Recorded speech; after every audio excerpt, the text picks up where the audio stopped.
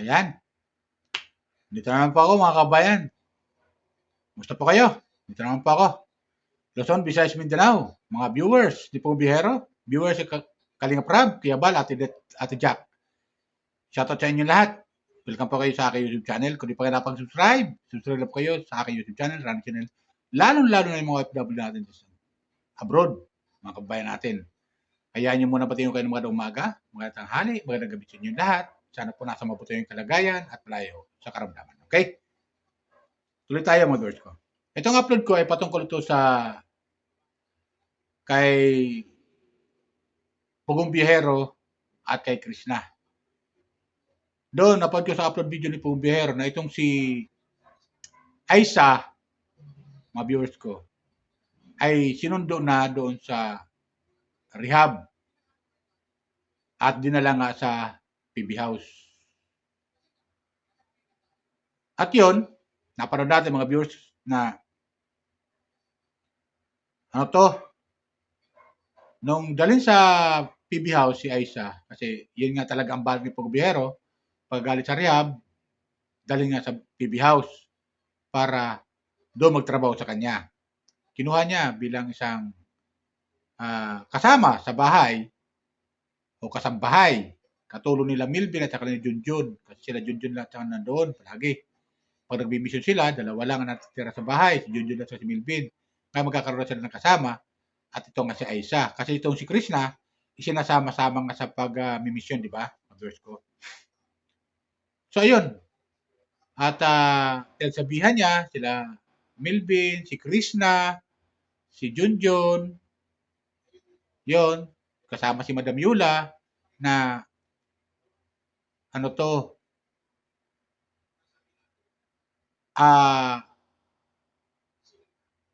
kausapin nila si Kuan, si Aisa at pakitaan na magandang yung magandang asal. Ibig sabihin, wag nilang tawag dito yung bibigyan ng stress. Kasi nga 'di ba, na-depress si Aisa para lalong gumaling kasi kasalukuyan si Aisa ay nasa stage ng recovery pa lang. 'Di ba? Bagamat okay na, pero hindi pa talaga totally okay. Yan ang pagkakasabi Pugong Biyahero. Kaya ang may tutulong nila kay Aisa ay pakisamahan ng maayos. Di ba ganun yung mga viewers ko? Ganun ang kanya. Kaya pinagsabihan niya yung kasama niya sa bahay, katulad nila Krishna, Madam Yola, yan, si Junjun at saka si Milvin. Siguro, yung iba na lang PB team na pupunta ro, sila, sila Peter Paul, sila, Mang Ili, sila, sila Ralph, ay, huli na lang siguro pagsasabihan, pag pumunta siya na doon. Ganon, pakisamahan mabuti si Aisa at huwag bigyan ng stress para kito paano makatulong sila. Tama naman yung ginawa ni Pugong Biyahero mga girls ko. Tama naman yun. Kasi siyempre, si Aisa ay nasa stage ng recovery pa. Di ba? So, hindi pa gaanong magaling. Sabihin, bagamat okay na, pero hindi pa gaano. Sabi ni Pugong Biyahero, hanggang sa maging katulad na natin, mga normal na. Ibig sabihin, hindi masyadong ng hindi na masyadong natutulala, katulad dati, at tayo stress. So, pakasama na maayos, kausapin na maayos. Di ba? Pabiro pa nga sinabi ni Pugong Biyahero eh. Huwag niyong tawag dito, nakalimutan ko viewers yun. Bibigyan ng stress. Kasi hindi makakatulong sa kanya yun. At huwag kayo magsasalita ng kung ano-ano, maliban kung wala kayong iuutos at kausapin nyo na maayos. Di ba ganun yun? Kasi, eto paano, magtulong-tulong si Aisa sa bahay. Yun naman talaga ang kanila, nakikita ko naman, mga viewers, tutulungan sila. Siyempre, sa paglilinis sa bahay, tulong-tulong naman sila, hindi naman, yan naman si Pugong Biyahero. Ibang klase rin tong masabi nating amo eh. Hindi niya tinuturing amo. Hindi siya nagpipiling amo. Bagamat siya yung amo, hindi siya nagpipiling amo. Bagkus, tumutulong siya at tinuturing niya mga kapatid yung kasamahan niya sa PB House. Halos lahat. Maliban kay Krishna na kanyang minamahal. Di ba ganun yung mga verse ko? Maliban kay Krishna na kanyang minamahal, pero lahat na doon, ang turing niya ay mga kapatid. Kaya ganon si Pugubihero magdala. Okay? Kaya ganon ang kani Pugubihero. Kaya yung advice niya sa mga kasamahan niya sa bahay. Kaya sabihan niya na ganon ang pagtrato nila kay Aisa.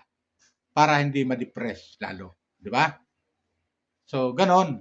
Tama lang ginawa ni Pugubihero yan para kahit paano, makatulong naman sila para lalong gumaling si Aisa. Di ba ganon yan mga viewers ko? Kaya napakabuti ng kalooban ito ni Pugubihero. Kaya bilib ako sa taong ito eh. Dahil yung pagdadala niya sa mga tao niya ay halos pantay-pantay. Di ba? Bagamat may kanya-kanya silang trabaho, may kanya-kanya, pero ang turing niya pantay-pantay. Parang maganda yung takbo ng samahan sa loob ng PB House. Di ba yung mga viewers ko? Kaya nakakatuwa eh.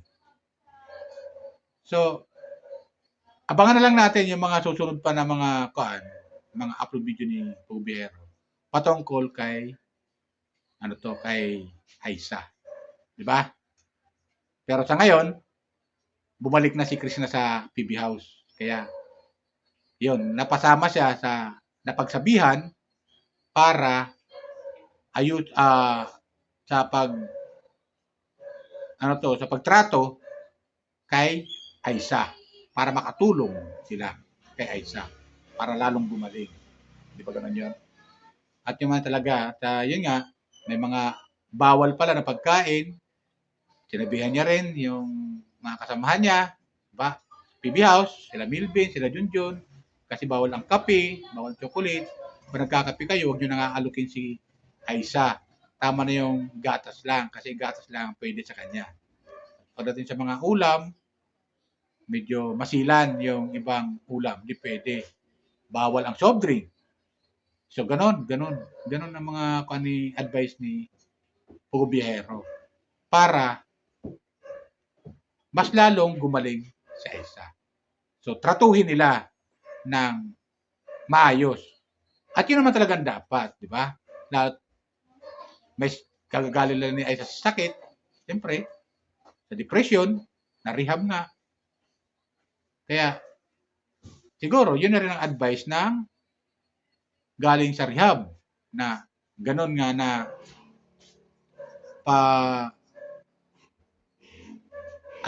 ayusin ang pagkikipag-usap kay Aisa at yung pagtrato, ibig sabihin. Di ba ganon yun?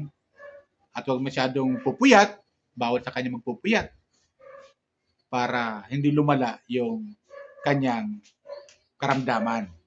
Di ba ganon yun mga viewers ko? Para ganon. Yung ganon ang advice ni Pugubihero. Siguro, yun din ang advice ng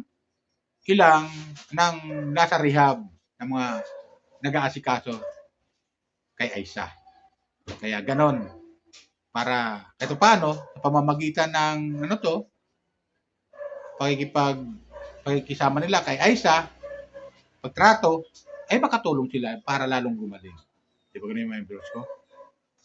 At yun nga, salamat at nandiyan na si Krishna, lalong magiging masaya na naman yung upload video ni Pugubihero na mapapanood natin. Kaya abangan natin ang mga susunod mga araw ng mga upload video ni Pugubihero para mas lalong smooth yung panonood natin at maging masaya tayo bilang mga viewers. Kasi pag wala talaga si Krishna, malungkot eh. Gawin din, pag si Krishna nag-upload, nagbablog, at wala si Pugong, malungkot. So hindi tayo masaya eh. Kasi nakakawala ng stress itong dalawa eh, si Pugubihero at saka si Krishna eh. Sa totoo lang. Nakakawala ng stress. Nakakawala ng pagod. Nakakawala ng problema pag napapanood natin sila kasi napapatawa nila tayo. Kaya yung mga susunod mga upload video ni Pubihero, magiging masaya na kasi andyan na si Krishna. At ganoon din sila, yung sila Milvin, sila Junjun, sila Madam Yola, mapapasama na sa pag-upload nila dahil andyan si Krishna at nagbibigay saya sa ating mga viewers. Dagdag kasi yan si Krishna. Ang lakas kasi ng charisma ni Krishna sa atin. Di ba? At yun, isa pa yan na, siyempre, pag pwede ring mag-vlog si Krishna, siguro, pag habang naglilinis sila, kausapin niya si Aisa. O isa rin yun, di ba? Na maaaring makatulong din ito paano sa kanila. Para tayo mga viewers, hindi masyadong nabuburing sa bawat upload nila na pinapalabas, na pinanonood natin. Di ba ganoon yun? Kasi napakaganda naman talaga yung advice ni Pubihero. Yung pinagsabihan sila na gano'n, na tratuhin ng maayos si Aisa para gumaling. Di ba? At gano'n si Krishna, pinagsabihan din. Sama-sama sila roon sa mga viewers ko. Sama-sama. Kaya kinausap ng maayos ni Pubihero para maganda yung pagtrato nila kay Aisa para lalong gumaling. At kung bumalik na sa normal, katulad natin, ng mga normal na, ibig sabihin, kaya na biro-biroin si Aisa. Pero sa ngayon, di pa masyadong mabiro-biro dahil nasa stage ng recovery pa lang si Aisa. So, di ba ganun yun, mga viewers ko? Kaya tama lang yung advice ni Pugong doon sa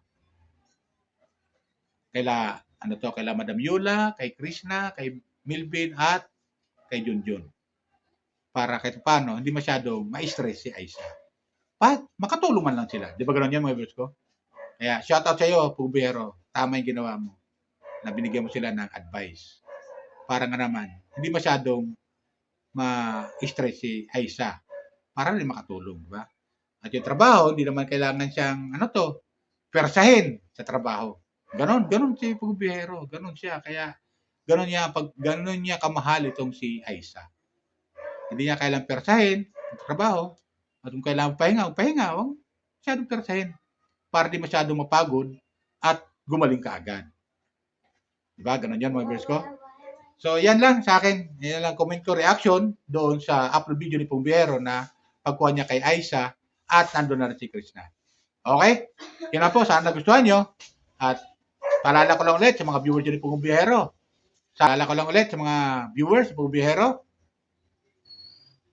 Kung di pa kayo nakakapag-subscribe sa aking YouTube channel, please subscribe, like, share, and comment at no skip ad. Okay? Yan lang po. Bye! Ingat po tayo lagi. Pagpalain po tayo ng pumay kapal.